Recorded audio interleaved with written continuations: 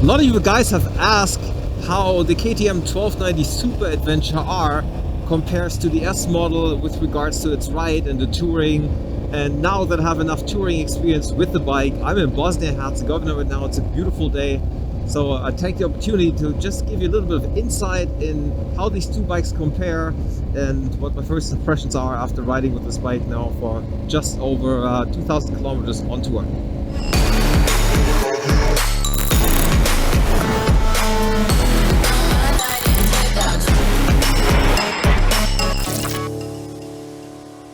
What's up, my biker friends? Welcome back to another video. Let's talk about bikes again. My new bike, the KTM 1290 Super Adventure R. Now, for those of you guys that have followed the channel, know that I've got the bike earlier in the year, in April in 2020, and I didn't really get to ride it that much, and I had a crash on a mountain bike which took me out for the entire season, the 3.5 months over the summer, because I wasn't able to ride and then take advantage of the bike. Now it's late October and I'm riding again. My arm is still a little funny, but I'm riding again. And a lot of you guys have asked how this bike compares to the S model that I had for just over 3 years, and I put almost 50,000 kilometers on the S model. I was very happy with the bike, and I decided to try something different and try to go for the R model this time for its better off-road capabilities. Now, I haven't really done a whole lot of hardcore off-road riding with it. Most of you guys won't even consider this off-road riding, the stuff that I'm doing. I did the TET in Germany, so it's dirt roads, and that's basically what the R was built for, is stuff like that and more. So I can definitely see the advantages of riding it away from the pavement. But how does it feel now riding it on tour? Now, I've had a pretty high-speed day on the Autobahn, just a full day. First day I was riding with the bike on the Autobahn, and then I had some mountainous alpine roads, passes, hairpin turns, all those things. And as you can see, I'm still on curvy roads. I've ridden this bike through 2 days of torrential rainfall. I mean, one of the longest rain events I've ever had. It was 7 hours of riding, 6 hours completely in the rain. It was just everything from rain to heavy, lots of rain. So lots of rain, lots of wet. So I've ridden different kind of conditions that you would experience when you take a bike like this out for touring. Now, touring also means I bring luggage, so I have about 30 kilograms of luggage. I can definitely tell the difference. I can definitely feel the weight.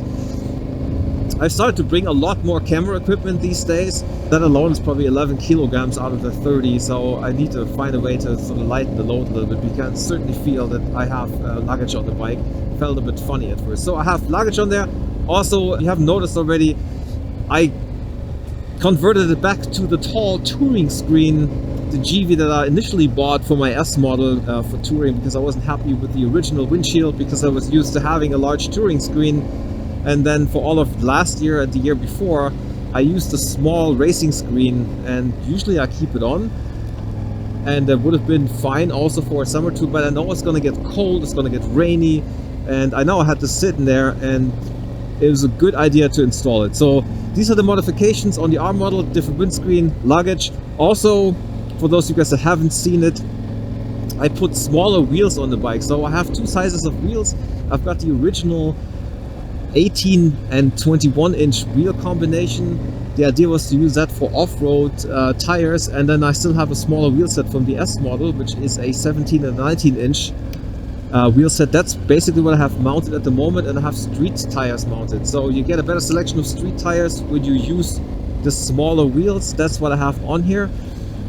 And with that combination, if you had to write the book on what to do to a bike to make it really bad in high-speed stability, those are the things: putting small wheels on it, a tall windscreen, and some luggage. Because I was going on the Autobahn and I couldn't get past 160 kilometers an hour. It was starting to shake up in the front, and to a point where you could not hold it anymore. It was getting scary. Now, if you remember some of the old videos on the S model, this would normally happen at around 200 kilometers an hour, maybe 220, 230, depends on winds and the day, the clothes you're wearing, but in that range between 200 and 230. This time it was happening at around 160. So the immediate thing that I did, I put all that luggage on, and I didn't change the preload. So that's the one thing. I cranked up the preload to maximum load capacity, so it's 18 clicks. It's manual adjustable, so on the S you would have just pushed a button and you brought the rear up, and it tells you what to do. It tells you single rider, luggage, 2 riders and luggage and things like that. And to pay attention a little bit where I'm going. Okay, just follow the road. That's helped a little bit because I could get it sometimes up to 170 and 180, but that's pretty much as far as that would go. And just 1 second, I mean, wow. It's Sunday today, so there are people on the roads, and I must look like an alien to everyone because everyone's staring at me. There are not a lot of riders here anymore at the end of October, and not a lot of tourists in general in this area, I'm sure. Yeah, you definitely get the attention here. Just cruising around. Okay, anyway, so speeds. Look at this truck. Wow. Sorry, this is pretty cool to see some of this. So yeah, max speed 180 kilometers an hour, nowhere near the 250 that you could normally go, should be going with the 1290 Super Adventure S. All the things that you could do wrong: small wheels, they don't help with the stability. I think I said that in another video. Also, a tall windscreen doesn't necessarily help. I don't think the impact is that big, but the luggage, of course. And this time I have saddlebags, they're soft saddlebags, and before that I just had a dry bag, and it was just installed in line with the rider. And this time I have these smaller dry bag on top that sits sideways, and I have the saddlebag. So when it comes to aerodynamics, that's probably not as good as having just a single bag in line just behind the rider.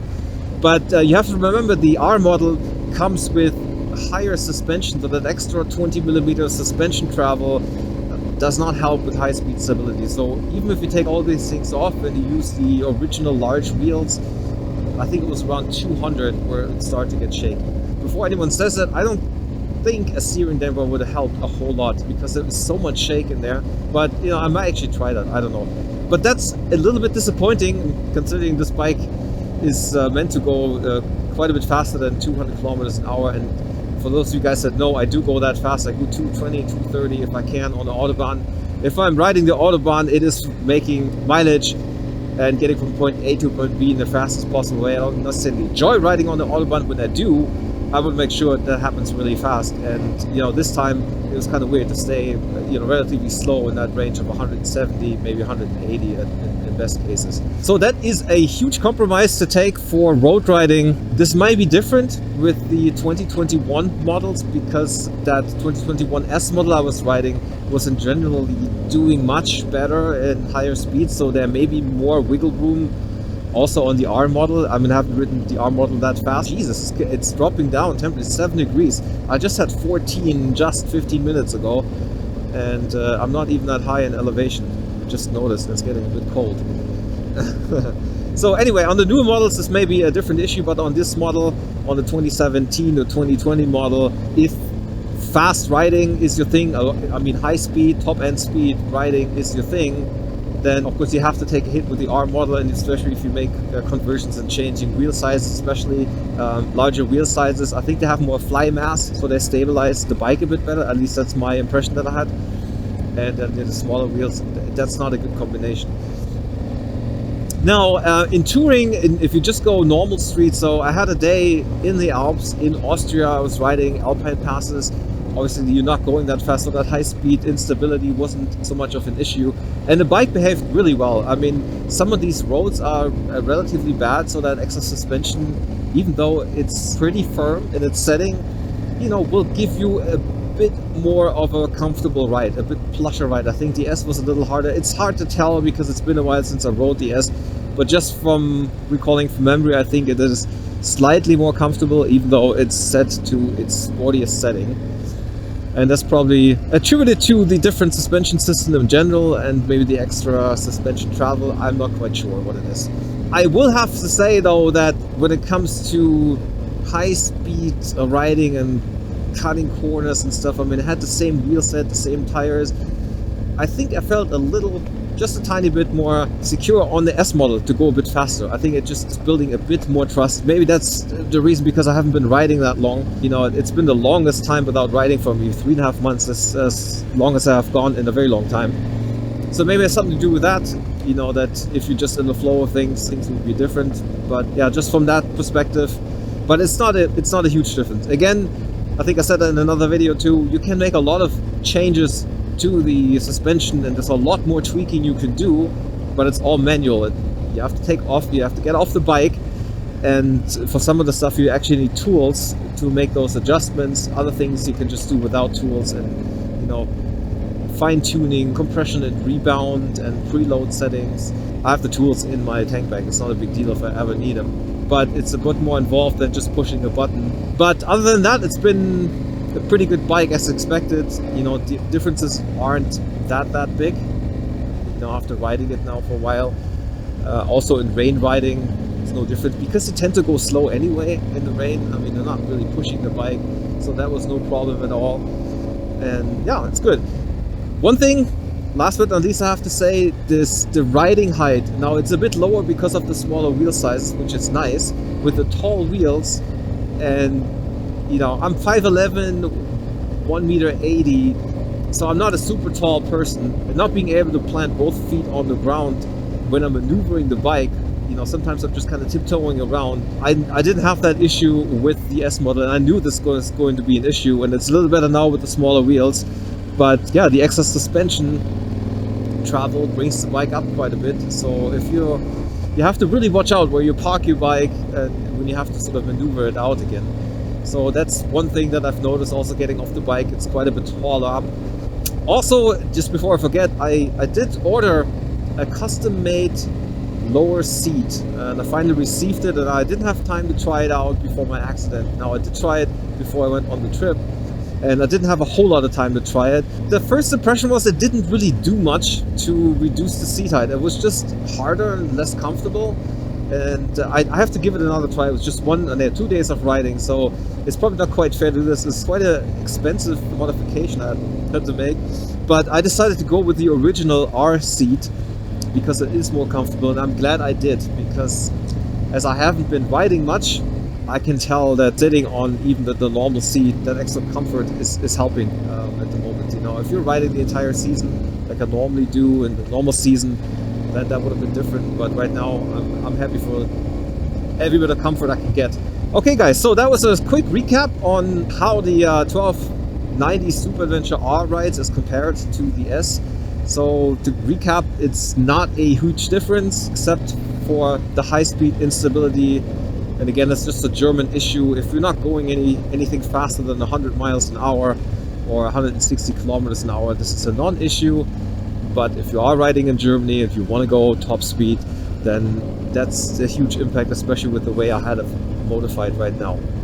Okay, guys, I hope you found this informative. If you did... Oh, whoa. I am... Wow, this is the border to Montenegro. Holy cow.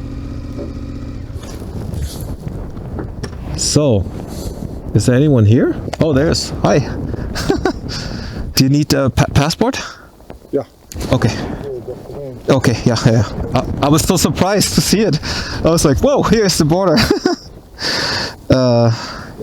Yeah, this one is, yeah. Wow, that was the Montenegro border crossing in the middle of nowhere. I wasn't expecting that. Very cool. So that was pretty easy. Just had to show my ID card, and I just let me in. This doesn't seem to be the major border crossing to Montenegro, but I am in Montenegro now officially. So anyway, guys, to close out the video, I started in Bosnia-Herzegovina. I'm in Montenegro now, so I'm closing out the video in a different country. Guys, if you found this useful, informative, give me a thumbs up. If you have questions, comments, please leave them in the comment section, guys. Thank you so much for watching. I see you in the next video. Until then, ride safe and stay awesome. God, the temperatures 6 degrees within 15 minutes of riding. Incredible how quick the temperatures drop.